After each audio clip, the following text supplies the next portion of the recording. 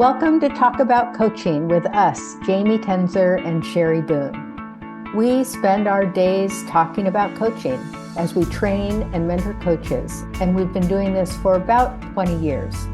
We even talk about coaching when we're just chatting with each other. So we thought, why not record our chats and share them with you? Our goal is to share our expertise to help you on your journey to become a better coach. And we'll share ideas that you can take and try on to see if they work for you. We hope you'll find value, and if there's a topic you'd like us to talk about, please let us know. We can be reached at coachcachet.com. That is COACHCHET.com. We hope you'll enjoy today's Talk About Coaching. Hello, welcome to Talk About Coaching today. We have a little bit of a different topic today. We're not going to do a sub-competency. We're going to get into something that's just a little bit more broad. And I'm here with my amazing partner, Sherry Boone. Thanks, Jamie Tenzer. So we thought we would talk about, because we get questions about this when people are learning how to coach, how do you coach within the ICF competencies, but still feel authentic, feel like you're being yourself? And we all want coaches to be themselves, to be able to really feel comfortable and authentic as they're coaching, but also to be, because we know the power of coaching and the power of the competencies, to be staying in line with that.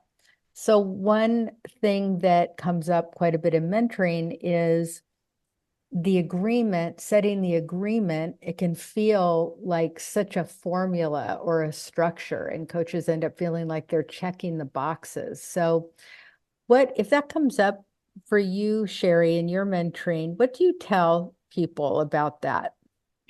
Yeah. So, and it's such a good question, I think, and it is such a common one.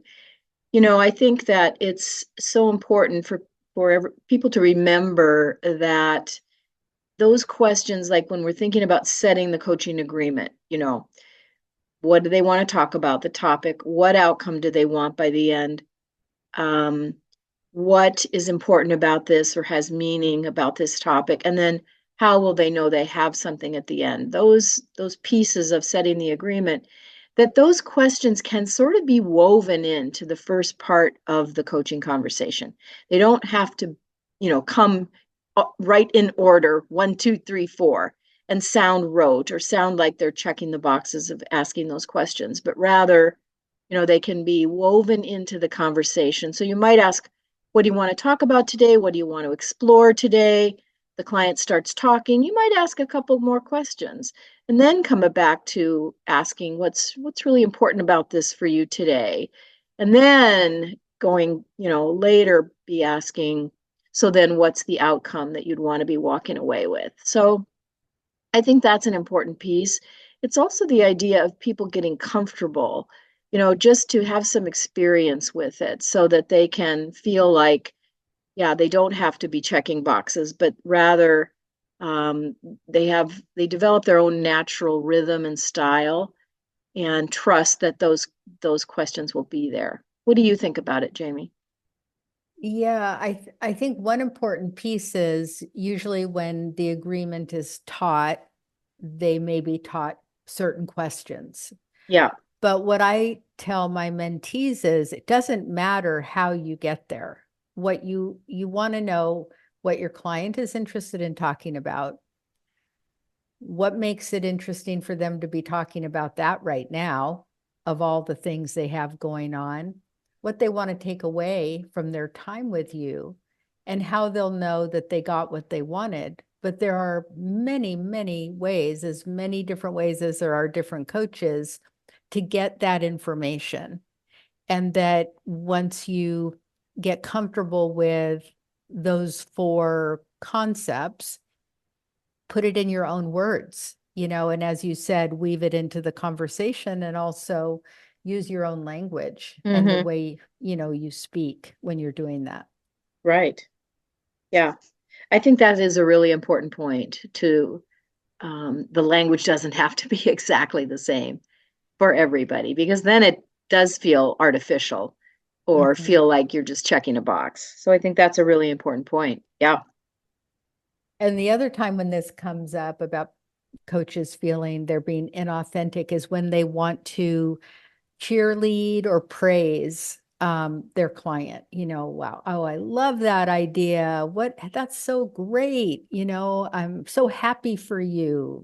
These things that we say to each other in real life. And in coaching, we're trying to shift our acknowledgments to be more client focused so that we can share what it is, reflect what it is that we see in them. Boy, you seem really excited as you talk about that idea or whatever it is, however we do it. Mm-hmm. Can you say something about that, just the importance of not what we call cheerleading, and also some good ways to think about it so that coaches can feel like they're being authentic and supportive, but really stay client centered? Mm-hmm. Yeah, so I think a couple of things there.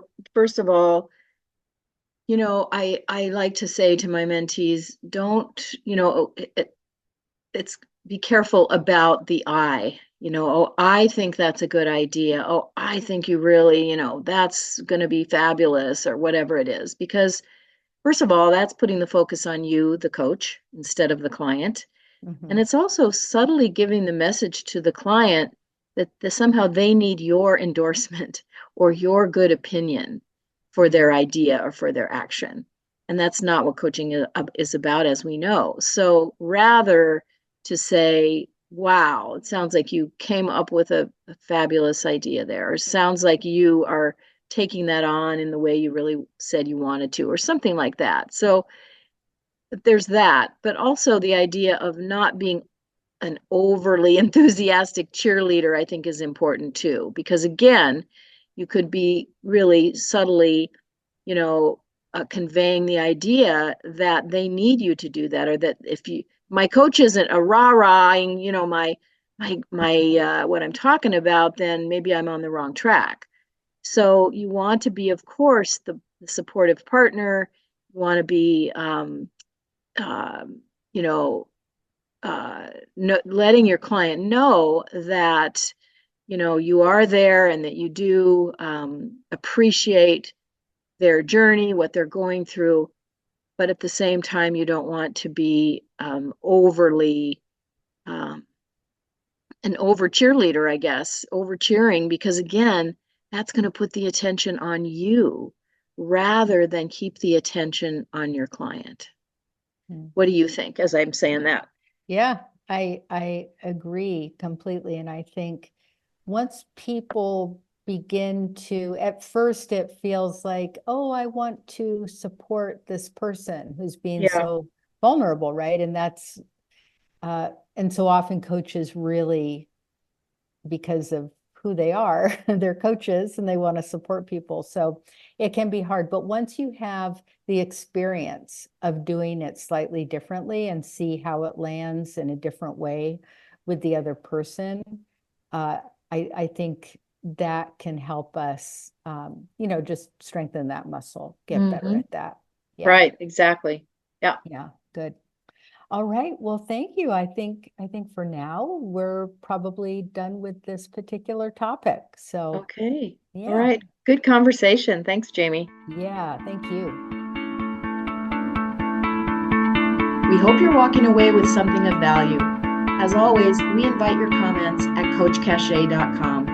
That's COACHCACHET.com.